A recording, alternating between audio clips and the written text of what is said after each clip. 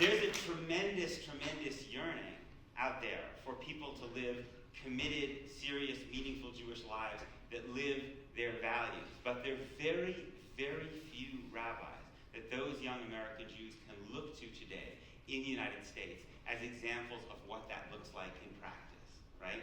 I mean, most American Jewish kids, if they happen to walk into any kind of synagogue this Shabbat, on Shabbat Zachor, would have heard the reading out, right, of the text that we're in John.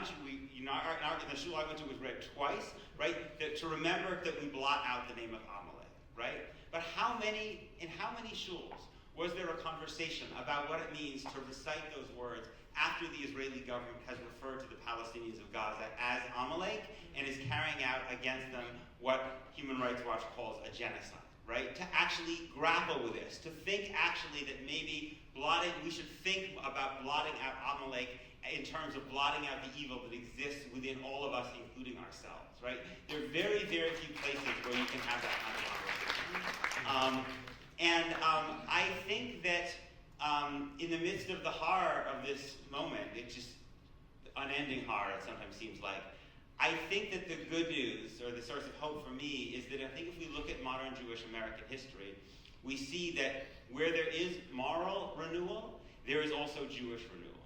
That it's not coincidental that from the Jews in the Civil Rights Movement and the anti-war movement came Brera, the first American Jewish organization to oppose the occupation, and came the Chavurah movement, a movement of Jewish renewal. And I think we are on the cusp of a tremendous movement of Jewish moral and spiritual renewal based on the profound anger and disillusionment, and I would even say rage, among many young American Jews who feel that the Judaism that has been offered to them is morally bankrupt. And because it's morally bankrupt, it's also spiritually lifeless.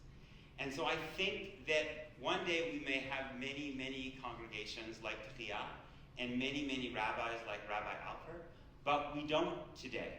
We have actually very few.